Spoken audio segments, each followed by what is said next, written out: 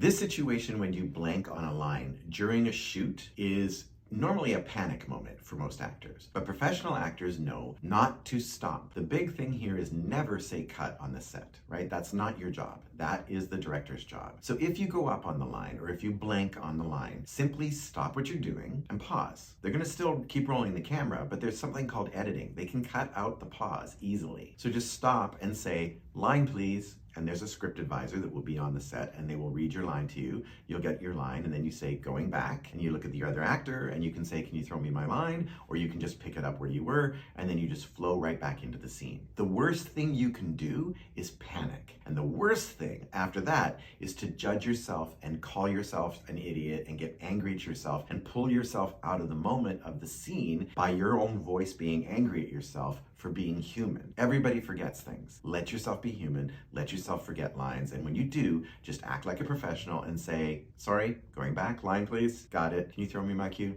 Let's go.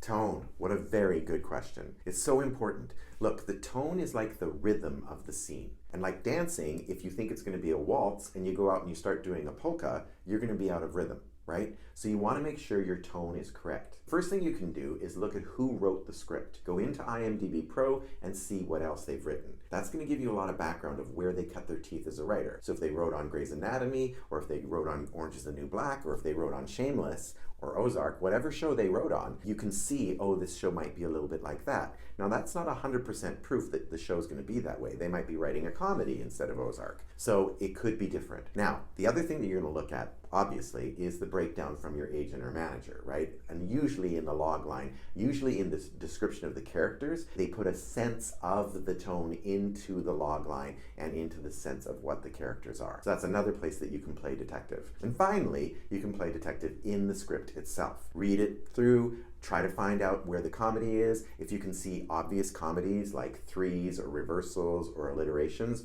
well, those are a pretty good sign that it's a comedy. But if you're really lost and you don't know what it is, then read it as a drama and then read it as a comedy. If you're lost still, then my suggestion is to play it right down the middle, have some levity in the drama and have some drama in the levity. Always a good idea anyway to mix it up, but that's one way that you can make sure that you're playing both sides of that fence to make sure that the casting directors see that you can understand the tone. The answer to this is we don't know, because it's always a different situation. Now, at the big networks, ABC, CBS, NBC, Fox, there tends to be a lot more people in the room at the big network call when you're down to the very last choices. There tends to be a lot more people because there's a lot of casting people, assistants, producers, associate producers, assistants to those people.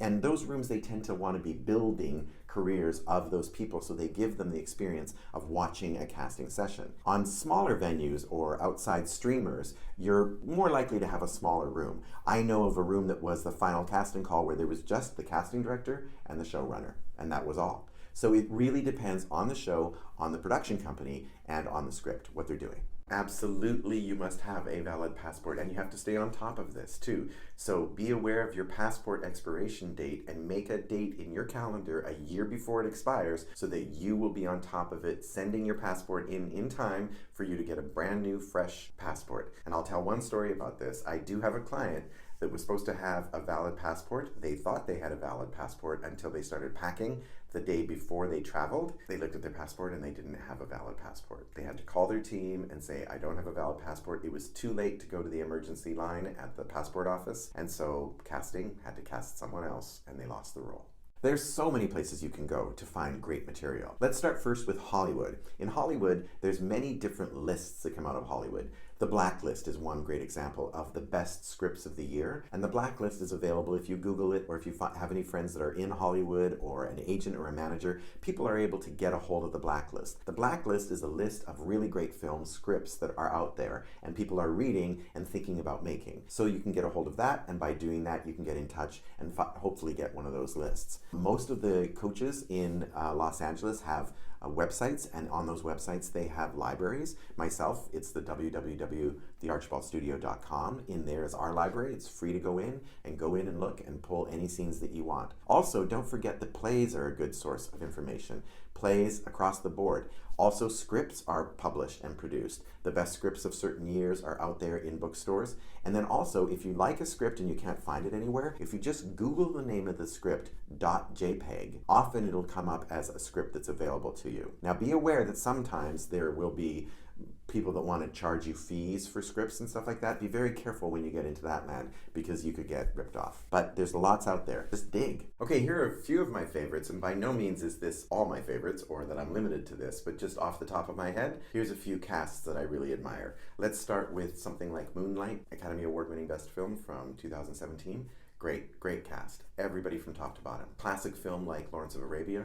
I love that cast. Chinatown, another great movie with a fantastic cast where everybody's just perfect in their roles. Staying in classic land, I'll do a comedy like Tootsie. Definitely check out that if you don't know that. It's a very funny movie with great performances by the entire cast. The Birdcage, fantastic comedy, big cast and funny. Ted Lasso is wonderful comedy from our current time. And one of my favorites the last 10 years was Ozark, where I thought the cast was outstanding. Everybody doing a very good job. If you want good movies with good casts, check those out.